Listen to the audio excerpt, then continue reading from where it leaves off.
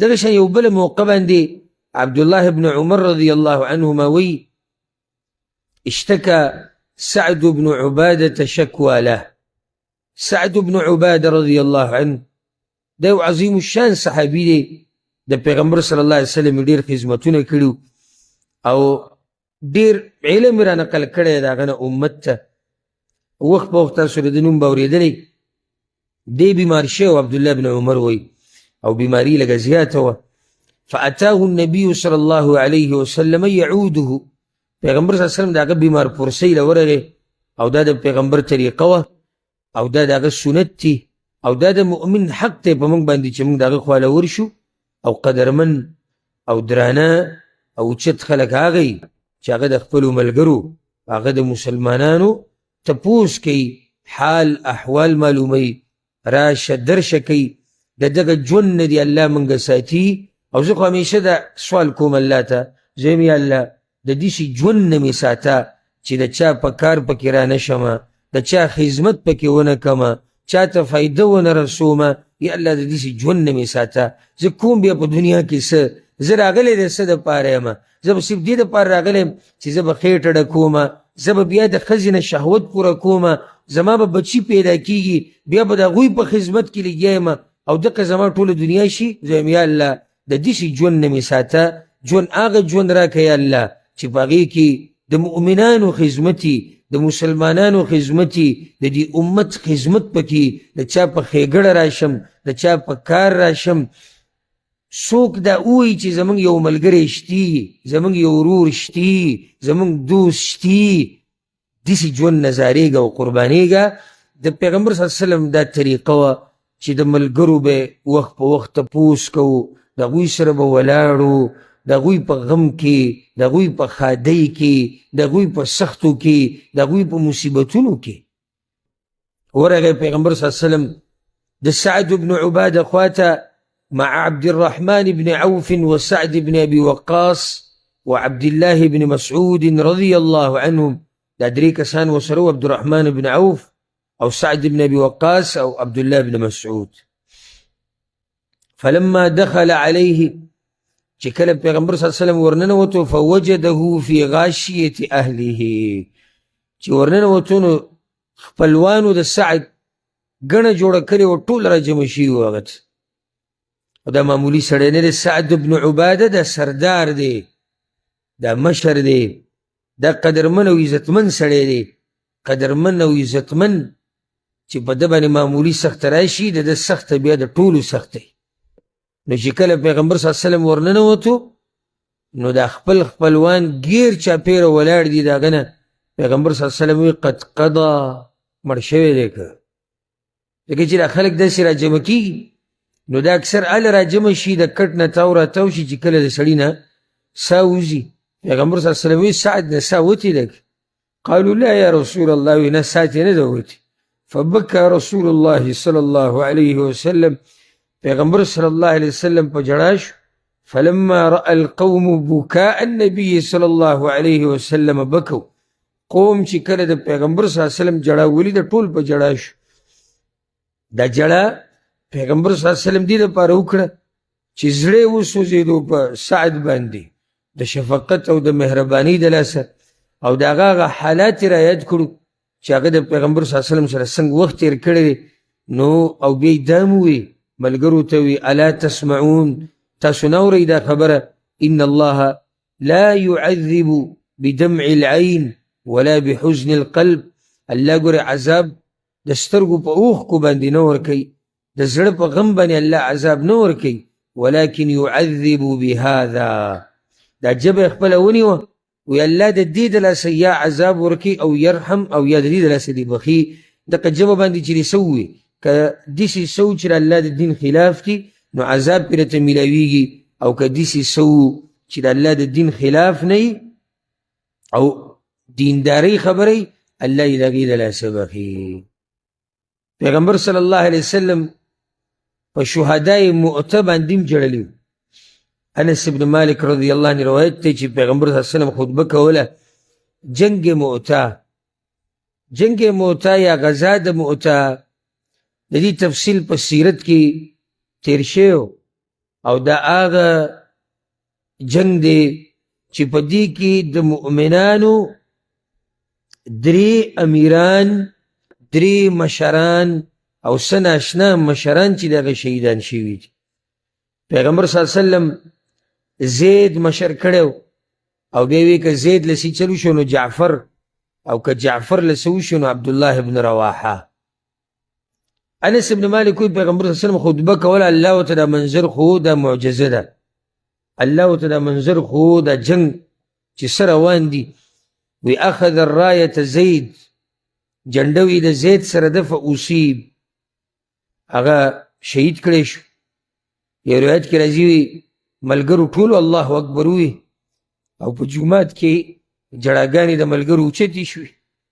ثم اخذها جعفر، جنډه اوس د جعفر سره ده ابن ابي طالب رضی الله عنه، فاصیب هغه هم شهید شو.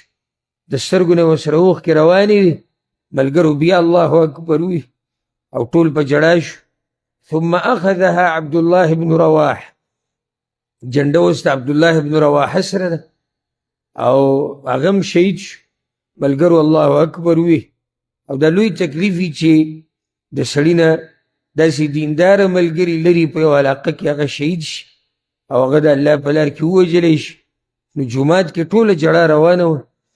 ثم اخذها خالد بن الولید، جنډه د خالد بن الولید سره ده. اوس یو روایت کې راځي د الله په تورو کې یوې تورې هغه جنډه چې دی هغه راغستې ده. پیغمبر صلی الله علیه وسلم دا وی ما یسرنا انهم عندنا، یو روایت کې راځي ما یسرهم انهم عندنا، زمونږ دا نه ده خوښه چې دا ملګري دي دلته وی. یعنی مطلب دا دی چې د دوی شهادت په دې موږ خوشحالي کو چې الله وله دومره اوچت مقام ورکو.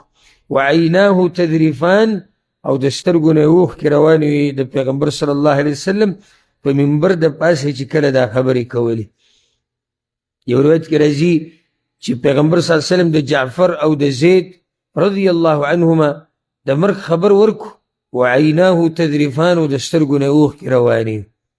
عبدالله ابن مسعود رضی الله عنه یو روایت کې دا خبره کړې ده، روایت امام عبدالرزاق په خپل مصنف کې راوړی. وی کله چې زید بن حارثه رضی الله عنه په جنگ موتا کې شهید شو، زید بن حارثه تاسو ټول پیژنئ چې پیغمبر په هغه باندې څومره مینو. ابطأ اسامة عن النبي صلی الله علیه وسلم فلم یأتی، نو اسامه چې زوی د زید دی رضی الله عنهما دی رانغې پیغمبر صلی الله علیه وسلم خواله په دغه ورځ په کومه ورځ چې د پلار شهید شو، رانغې د پیغمبر صلی الله علیه وسلم خواله. ثم جاءه بعد ذلك، بیا د هغې نه څه وخت بعد راغی، یعنی په هغه ټیم دی نه دی راغلی د پیغمبر خواله، څه وخت یې تېر کړی دی، بیا د پیغمبر خواله راغی.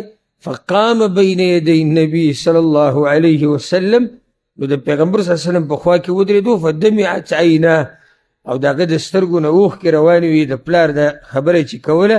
فبکى رسول الله صلی الله علیه وسلم، نو پیغمبر صلی الله علیه وسلم هم په ژړا شو او بیا یې دا ووی لما ابطأت عنا، نوې راغلی زموږ خواله. ثم جئت تحزننا، ایله بېله دې نه راغلی چې زموږ هغه غم دې بیا راتازه کړو.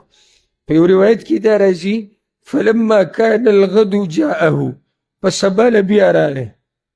یا په دغه روایت کې راځي چې نن دی واپس شو، سبا بیا راغی د پیغمبر صلی الله علیه وسلم خواله، او پیغمبر صلی الله علیه وسلم په زید باندې انتهایی مینو.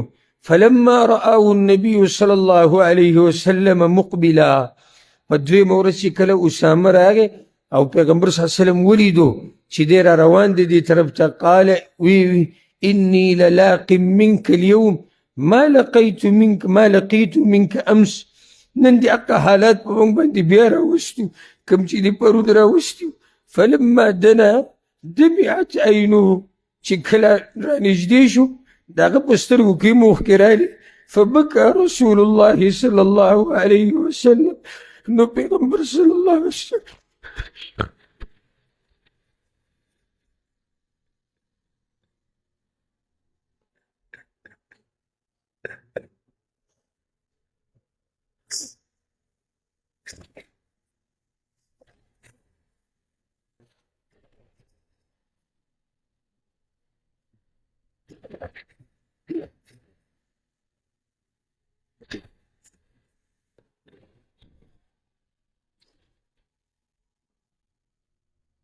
فلما دنا دمعت عينه كان جاء پیغمبر صلى الله عليه وسلم وقال راغ دسترګونه اوښکې روانې فبكى رسول الله صلى الله عليه وسلم نو پیغمبر صلی الله علیه وسلم داګه د جړا سره وجړل دا یو موقع وه چې پیغمبر صلی الله علیه وسلم جړلي وو په دې موقع باندې او ښه ډېرې جړلي وو په ملګرو پسې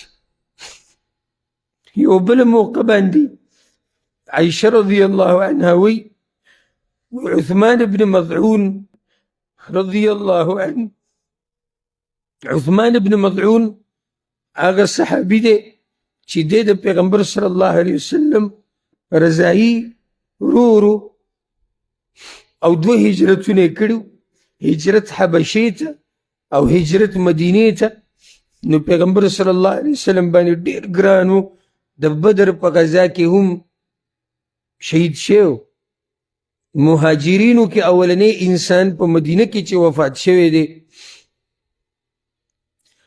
د هجرت نه تقریبا 10 میاشتې وروسته یعنی تقریبا 2.5 کاله بعد اولنی کس مهاجرینو کې په مدینه کې مړ شوی دی هغه عثمان بن مظعون رضی الله عنه دی عثمان بن مظعون باندې پیغمبر صلی الله علیه وسلم ډېر مهینو او کله چې هغه وفات شو عائشه رضی الله عنها وی پیغمبر صلی الله علیه وسلم دغه خواله ورغه رأيت رسول الله صلی الله علیه وسلم يقبل عثمان بن مظعون وهو ميت حتى رأيت الدموع تسيل وی پیغمبر صلی الله علیه وسلم هغه داسې راپرېوت او ښکلی کړو او ما پیغمبر صلی الله علیه وسلم ولیدو چې دا اوښکې روانې وې په دې مخ باندې یو روایت کې داسې هم راځي چې د پیغمبر صلی الله علیه وسلم د سترګو نه دا اوښکې لاړې او د عثمان په مخ باندې ولګېد دومره یې جړلي وو په عثمان رضی الله عنه پسې ځکه چې پیغمبر صلی الله علیه وسلم په عثمان ابن مظعون رضی الله عنه باندې انتهایی مینو او د هغه ورور مو رضایي او بل دا چې مهاجرینو کې اولنی کس مدینه کې وفات شوی دی په خپل مرګ هغه عثمان ابن مظعون رضی الله عنه په دې موقع باندې پیغمبر صلی الله علیه وسلم